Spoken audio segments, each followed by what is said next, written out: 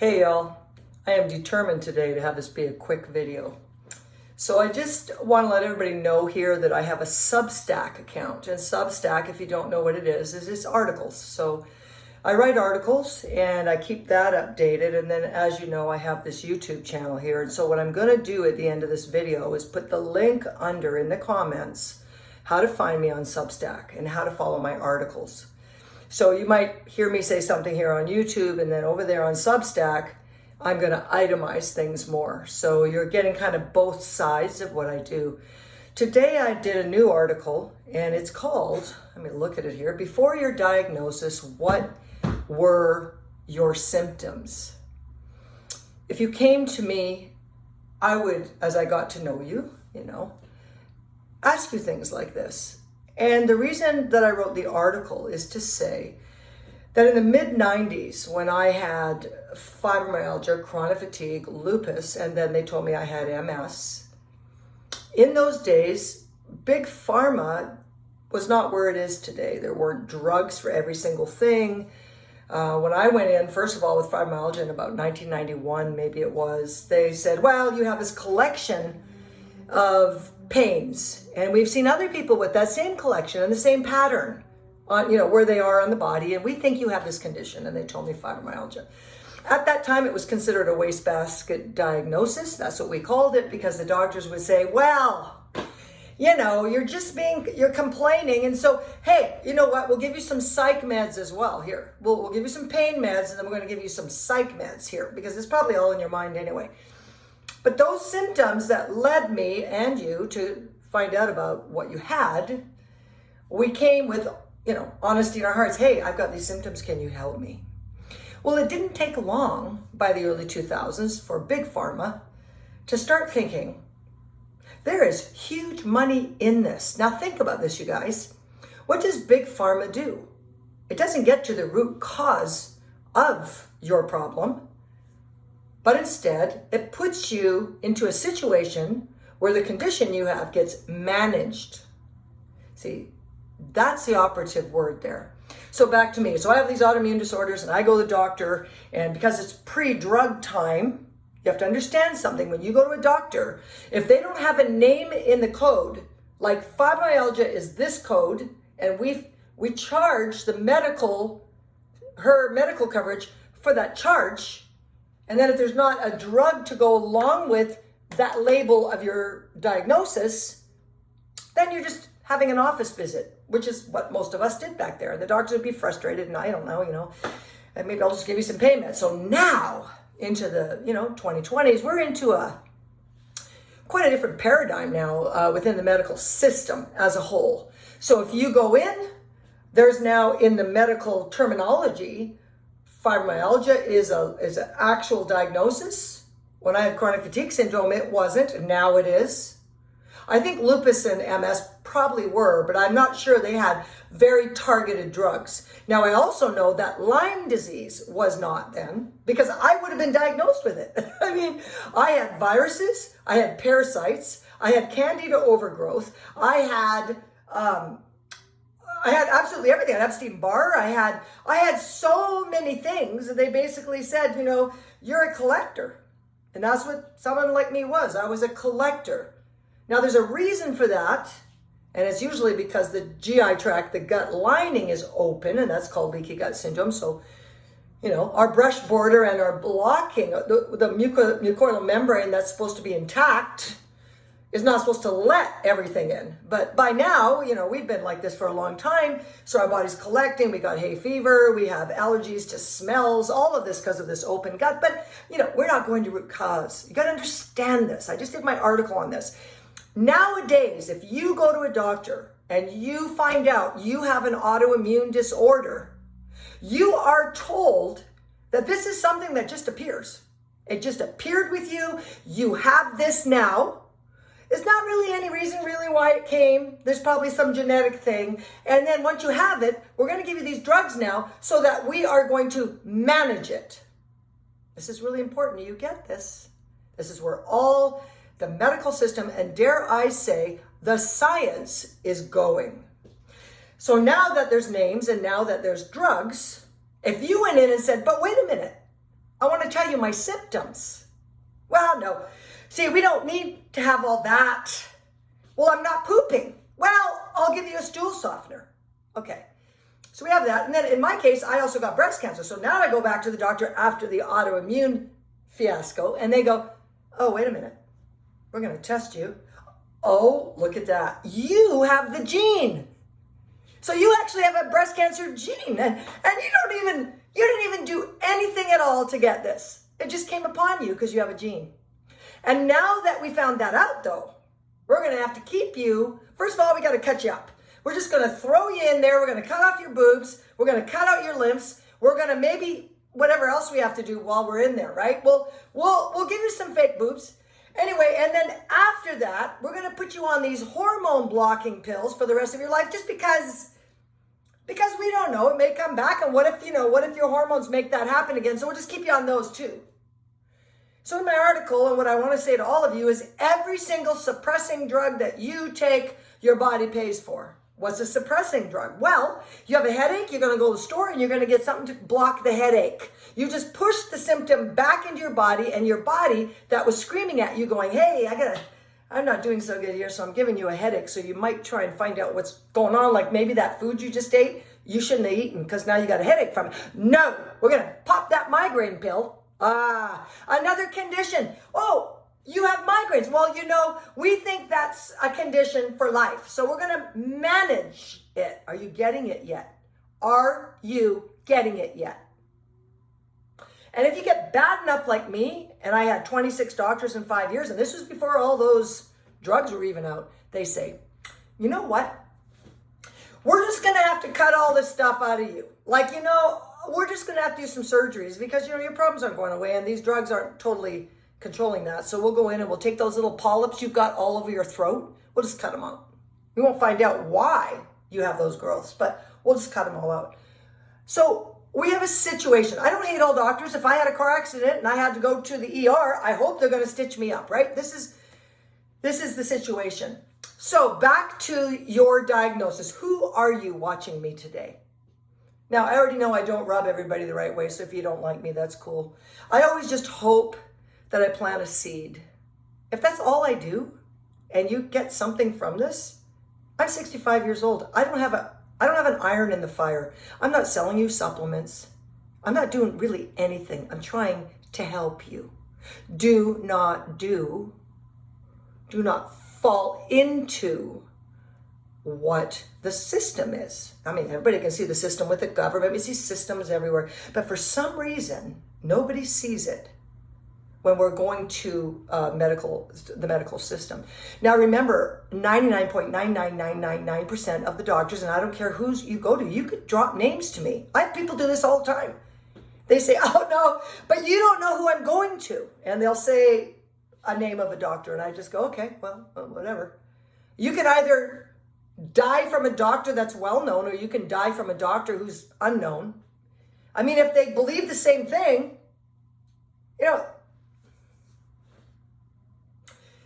I'm going to bring up religion here. If you were on a desert island and you had a Bible and that's all you had, and you just read that and it was so simple, and God tells you right in his word how to come to him, that's all you'd have to do.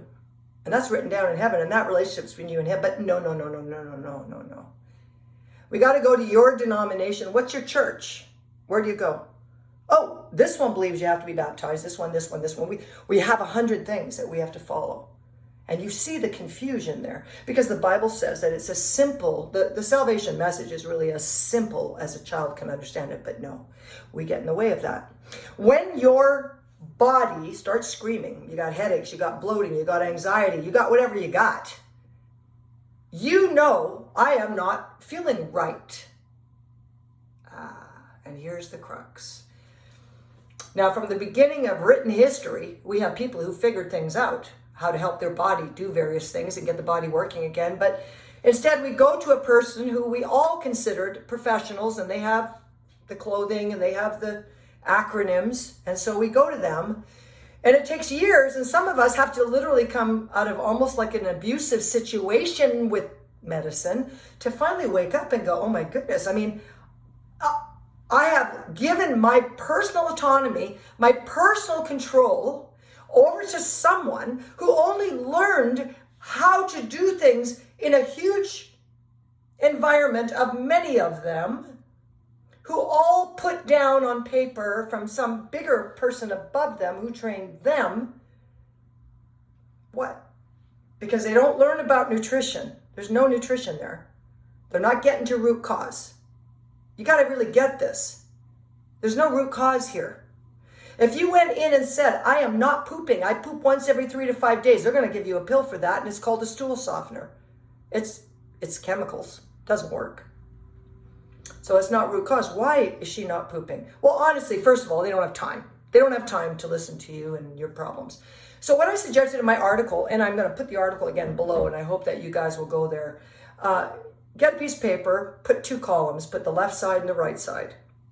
On the left side of your column, you're going to put the symptoms you remember that you had as a child. How did you grow up? I have clients every day saying, I never pooped. I never pooped my whole life. I didn't even poop as a kid. I remember that. My mom used to give me enemas. Write that down. Write down bloating, gas. Women, write down your menstrual cycles. What are they like? Go through everything. Write them left side. On the right column, if you're diagnosed with a condition, and especially if you're on meds, write down in the right column what all your symptoms are now. So the first column is early days, before, and the second column is now, no matter how many years have passed. You might have to go back a bit in your mind, because if you read my other article on Substack called Thoughts on 65 Years, I was able to go all the way back to where it began. And it began as a very small child. If you understand that inflammation is at the root of all disease, no matter what you get, starts with inflammation. Everything starts with inflammation. In fact, your high cholesterol that doctors warn you to take drugs for, don't do. They'll tell you, oh, look you just have high cholesterol. Do you know that getting mad at high cholesterol is like getting mad at the EMTs and the ambulance rushing to the scene of the accident? Because you know what they're doing? They're going there to help, to stabilize the person, to get them to take it, so afterwards they can go to the hospital. Your cholesterol is going up and rising because you have an inflammatory condition in your body. What is it? What is it? If you tested your cholesterol the first time and then you went to the dentist and had work done on your mouth and you came out and you tested your cholesterol again, try that sometime. You're going to be up 100 points. Because you just got inflammation, you got shots, you got drilled on. Here comes that cholesterol coming in. It's like the boy in the dike, plugging the holes. By the way, that's a body function, that's normal. So if your cholesterol is always high, I have questions. And the first thing I'd say is, what do you eat every day? Give me 6 weeks of what you're eating. I want to have a little, write it all down. We're going to look at that. That's the first cause of inflammation. And for most of you with autoimmune disorders, this started as a kid. Did with me. And then, of course, the antibiotics. So that wiped out the good flora. So now we got 2 things going on. We got foods we can't handle as a kid. Could even be wheat, could be gluten, could be anything. And then somewhere in your childhood, you get put on an antibiotic. Maybe you went to the dentist. Maybe you got strep throat.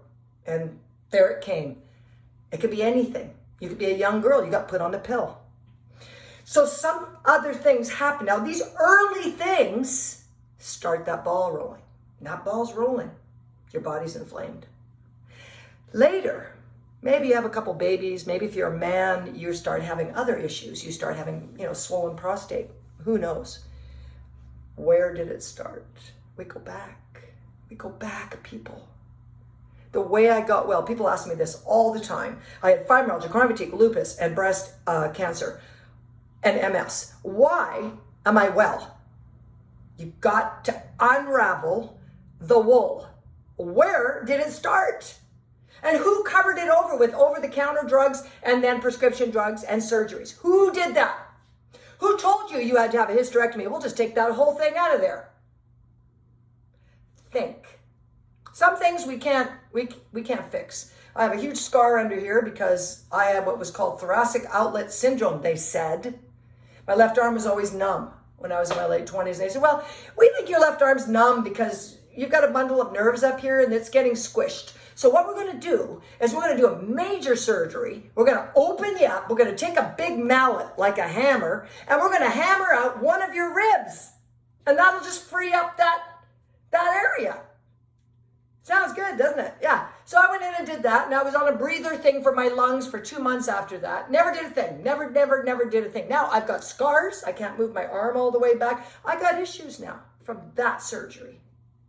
I am here to try to finish this. I was going to try 15 minutes. I'm just over it, but I'm going to stop here. But read the article, do your 2 columns, read the rest of my article, which I'm going to put the link below, and then start to understand that your body wants to heal you. You might have genetics like I did.